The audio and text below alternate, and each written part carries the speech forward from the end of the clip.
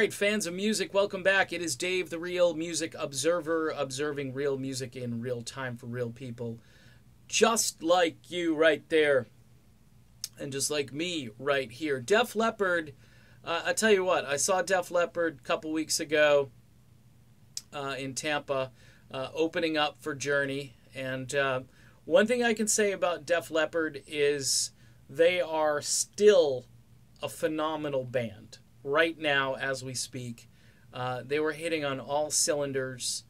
My wife was just shocked with me because of all of the onstage chemistry, all of the energy that Joe Elliott brings to everything. Phil Collen still looks okay without a shirt on. You know, I'm comfortable saying that, whereas I don't, so Phil does. And, you know, this is just a band that still is hitting on all cylinders. And they've really remained true to who they are. Their glam rock roots, their bluesiness at times on some of their records. But really, Joe Elliott seems to just revere all of these artists from the 70s. Ian Hunter, and just recently, I guess, paid tribute to Mick Ronson, the late, great Mick Ronson, who at one time, believe it or not, folks, was ranked higher as far as guitar players go than Eric Clapton in the 1970s. Yeah, it's true. In those Brit publications, you know, Beck, Clapton, Ronson, those guys were all kind of neck and neck.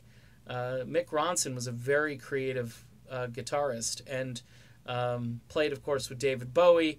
And really, I mean, this just brings, like, the song Rocket to mind where, you know, Joe Elliott's basically paying tribute to all of this music that really inspired Def Leppard. Def Leppard has a very unique sound, and that sound, I think, comes from that 70s glam rock stuff and, you know, some of the heavy metal, some of the blues, some of those things. Phil Collen, by the way, got involved in a very cool Delta blues music project.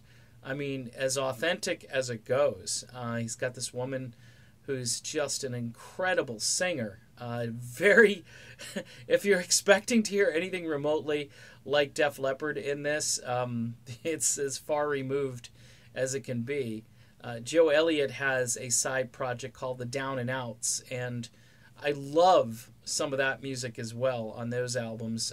He's done several of them now, and at times I'm digging it more than even some of the Def Leppard stuff. But I just wanted to comment on Def Leppard and how great they still sound, and I don't see them stopping anytime soon. In fact, they were a lot more emphatic, and this is an interesting thing when you compare them to Journey. Def Leppard's like, yeah, we're definitely going to see you again, Tampa.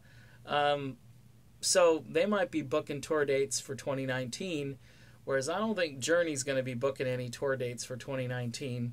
Just saying. I think they were shocked at the turnout, and I think the turnout was the power of both bands on this ticket.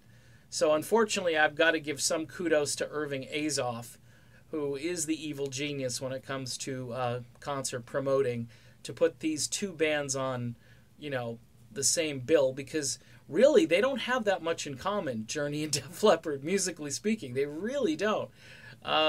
Journey sings power ballads.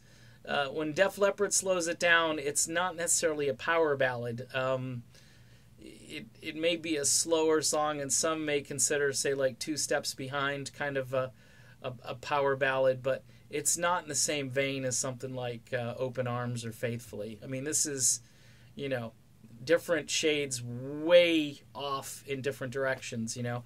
So, in any event, Def Leppard, as strong as ever. Joe Elliott, I like Joe Elliott as a person. He seems like he's a lot of fun, and what I also like is the camaraderie that Def Leppard has, which is, again, juxtapose it with what's going on in Journey. And if you're a Def Leppard fan, you've got to be happy because they seem happy, and the future continues to look bright for this great band from Great Britain. All right, done with this video. Def Leppard rocks. See you later, everybody.